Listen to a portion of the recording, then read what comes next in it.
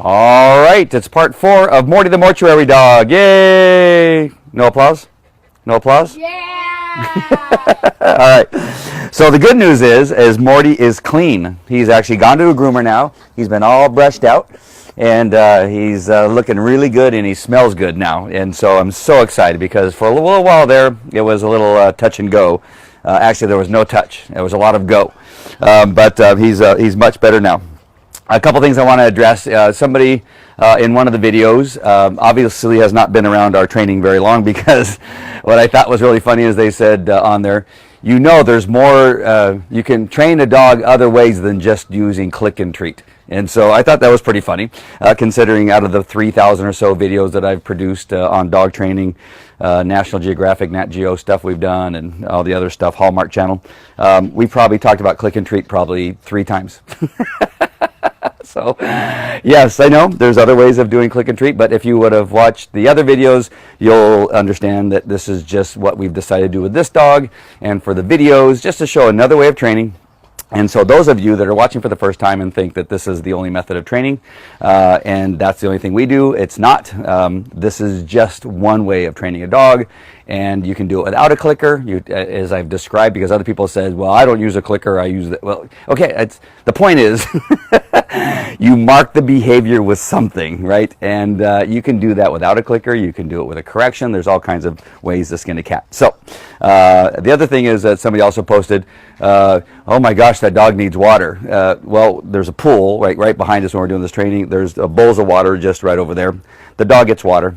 Please don't think that, and plus I just did a video on making sure that your dog has water. So yes, it is 105 degrees today, and so you're going to see the dog panting. And number 2, the reason you see a dog panting is because when you make them think, they physically get tired much faster than doing something physical. So you will see a dog panting a little bit more when we're doing training, and that's why you keep the training short. You don't go too long, and you keep it short and sweet. So for those of you that are worried that I never give my dogs water, the dog gets water. Don't worry about that. All right, so the first thing I want to talk about is that when you're selecting a dog, well, when you need a dog for a specific job, the selection process is so important. I see so many dogs that are in service, whether it's police, detection for narcotics or explosives, or even therapy. So many trainers, and there's a lot, and I'm not exaggerating, that just try to find a dog and then try to make that dog work within those parameters. And that is the wrong way to find a dog for a job. Really, truly, you need to find a dog that will fit the job. It took us a while to find a dog like Morty, because the mortuary had some requirements, including being cute being one of them, which is with police dogs, I could care less. I just want a dog to work. I want him to hit hard and bite hard. And I want him to be trainable to let go when I tell him to let go. So, having to be cute, having to be healthy, having to be sociable, having to be a dog that, you know, has the temperament to be around people and other dogs without being aggressive and that kind of stuff. You start adding all these things together, it makes it harder and harder to find the dog. The more things you add, including health, trainability, and all that kind of stuff, it's so important. So you can see so far that the selection of this dog so far has been perfect, and I got a lot of help from an assistant of mine named Emlyn, who really was one of the people that I have to attribute to finding the right dog, because we've been all over the place looking for a dog, and she happened to spot this dog at a shelter, which was fantastic. All right, so the trainability is huge, and that is a factor. There's some dogs that are more, every dog I think can be trained, but there's some dogs that are easier to train, and when you're taking the dog that you're training and now giving it to somebody else that has a business to run, that isn't a dog trainer, you want to make sure that the trainability is high so the behaviors can be maintained. You don't want to give a difficult dog to train and maintain to somebody that has very little skill in dog training, right? Because that would be hard for them. And so there you have people creeping around the corner over here.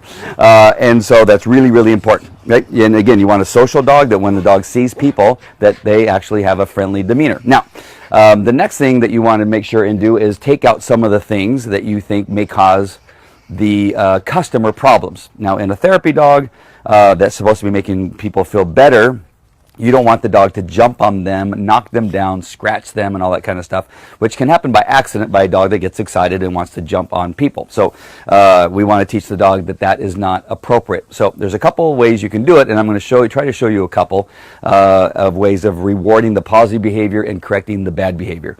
Now, Kelly, come over here. So what I want you to do is get the dog to jump on you, but I want you to ignore him. I don't want you to push him away. I don't want you to do anything. I don't want you to react when he jumps on you. I just want you to ignore him. All right? So get him to jump on you a little bit. Okay, then ignore him. Yep, do it again. And ignore him. Good. Jump on him. Yeah, get him to jump on you. Ignore him. Do it again.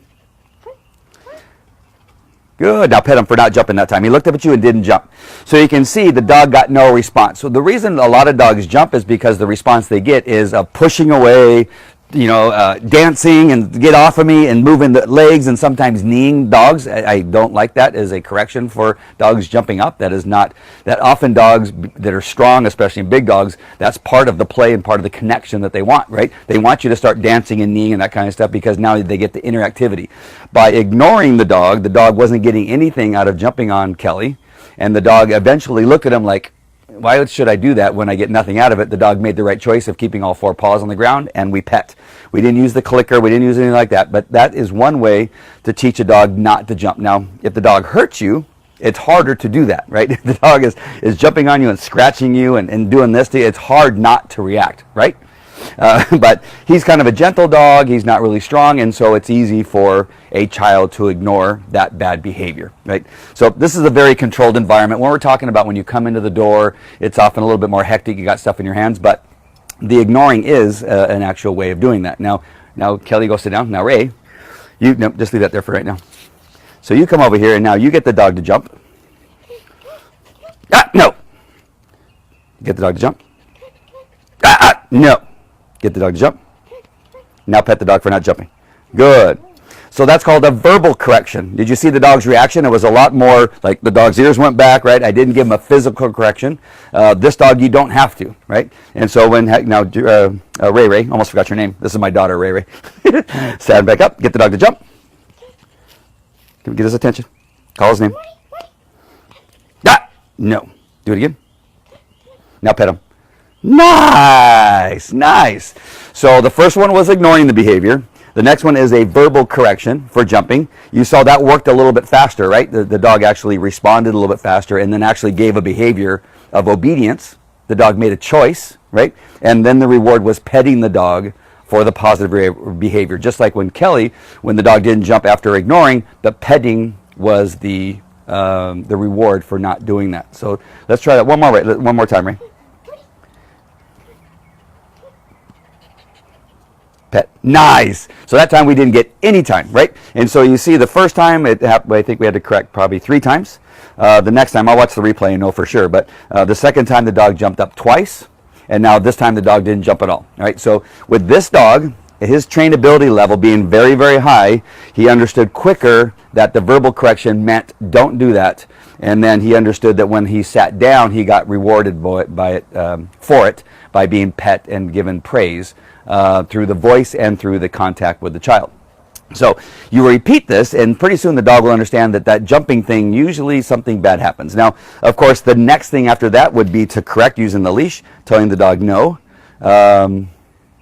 Yeah, well, I don't think we need to do that because then it'll actually bring the dog's level of respect and love for us to a level that I don't want to. If he was a stronger dog, then you would want to use just a little quick physical correction on the leash, just a little one. You don't want to knock the dog off his feet or make him fall on his back. It's just a little correction telling him no. And on a dog with this type, then that correction doesn't have to be so strong and hard. Now, the stronger, the higher pain tolerance, Belgian Malinois, Dutch Shepherd, you may take a different collar, a different configuration, and the ignoring probably wouldn't work because the reaction you would get is the person falling down or running in pain because it hurts, because those claws can be very, very sharp. I've had Belgian Malinois and German Shepherds actually tear my pants and tear my shirt just with their claws, right? So if they can do that to that, just think what's happening to the skin underneath, right? This dog obviously is not that type of dog. Now, you can up the ante with the reward by having some hot dogs. Kelly, bring me the treats. No, that's okay. Both of you can stay here. Now, what I want you to do is get really excited and get that dog to jump on you. Really excited. Hey, come on. Hey, come on. Come on. Get him excited. Come on, call his name. Come on. Nice. And now you add the click and treat, right? So now the dog is learning when they do all that, when they get really excited for the dog when they see him, because people will do that. They'll come in, they'll say, oh, that dog's so cute. Come here, buddy. Oops, sorry. I didn't mean to click. I was actually going to give him a verbal correction. Come here, Woody. Come here. Ah. Come here, Woody. Come here. Ah. Nice. Come here, Woody. Ah. Sorry, I'm yelling in the microphone. Come here, Woody. Ah. Come here, Woody. Nice. So we've increased the reward with the treat. We're still maintaining the click and treat program. Woody, here. Ah. Woody, here. Nice. So you see what I'm doing? I'm not accepting any kind of jumping up. So I don't even want the dog to jump up in the air. I want the dog to learn that the sitting at the person who's greeting them is the goal. Not jumping up in the air, not jumping on the person, not spinning around and doing a bunch of stuff. We'll add other behaviors that will be cute things to do, but when the greeting comes, we don't want to confuse the dog by allowing a bunch of other stuff. So get the dog to jump up again. Nice. Do it again. Nice. So you can see by increasing the reward, the value of the reward, and adding that to the mix, you get even more. So reward is actually almost more powerful than the correction, right? So that's one thing you want to remember, that the last video I did when I talked about the book Well Done is that you begin to notice the good behavior more often than you notice the bad behavior. Ignoring bad behavior until you see something positive, that is kind of the system that we're working off of right now. You want to come and be on camera? No?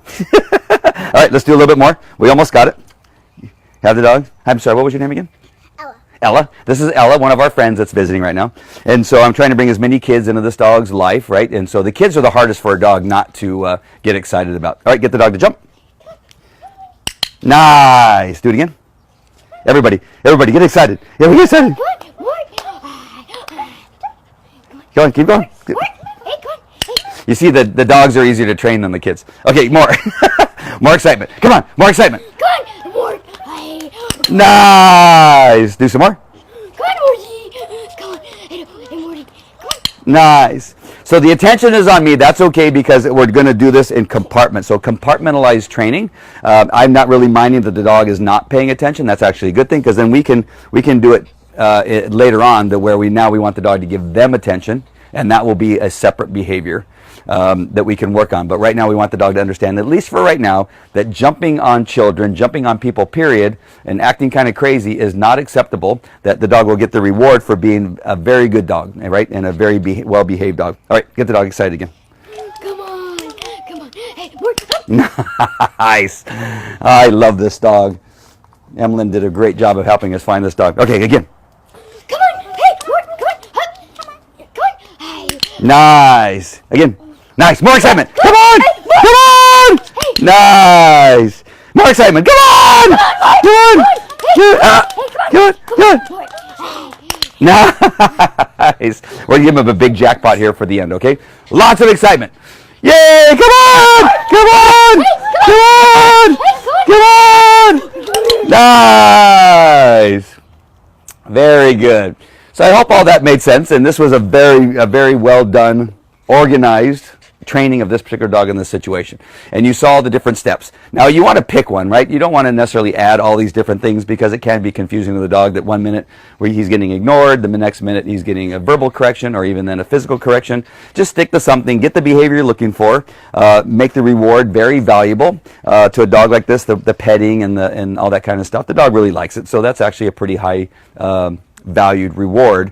But if you can get the behavior even faster by increasing the reward with a hot dog, you may see a faster movement of the behaviors that you're looking for, a faster creation of the solid behaviors, and go on from there. All right?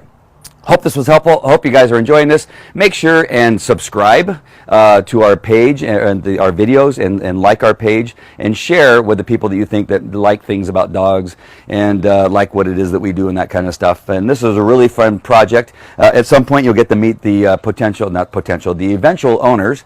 Well, they're already the owners. They're just letting us train the dog for a while.